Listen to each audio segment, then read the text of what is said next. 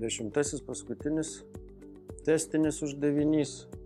Tai galima pavadinti F, G, A, B, lyginė, nelyginė, bet tačiau ir visokių kitokių krūvas raidelių, toks gana nemalonus algebrinis uždavinėlis. Duota, kad F nuo X yra lyginė funkcija, G nuo X nelyginė funkcija duota. Ką tai reiškia, reikia žinoti. O tai reiškia, kad F nuo minus X yra lygu F nuo X, tai yra lyginės funkcijos.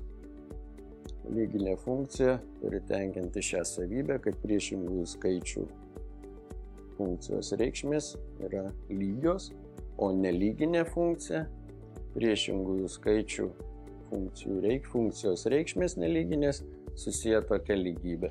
G nuo minus X lygu minus G nuo X. Ją galime ten surašyti kitaip, tos minusiukus dėliojant. Ta reikia žinoti.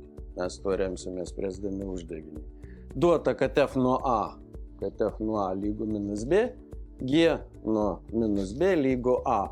Ir reikia tokios abrakadabros sudėtinių funkcijų, tokios sumos, kam lygi tokia suma. Į tą sumą įeina F nuo minus A ir įeina G nuo B, todėl mums reikia apskaičiuoti arba rasti, kam lygu F nuo minus A, kam lygu F nuo minus A, jeigu F nuo A lygu minus B. Tai F nuo A minus B, tai ir F nuo minus A bus lygiai tas pats minus B.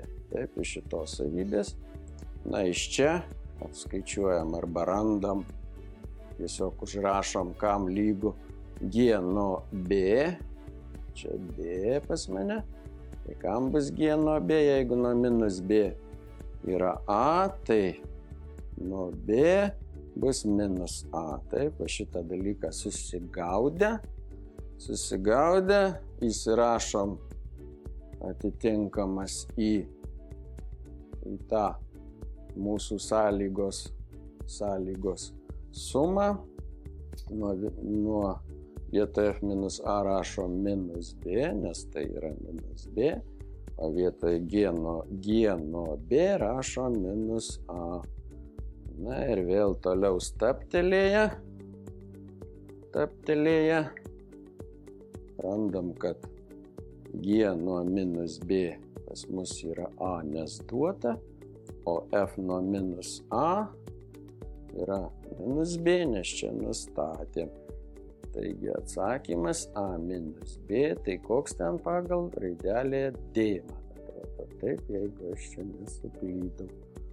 Teisingas atsakymas D, o jeigu ne D, tai va toks.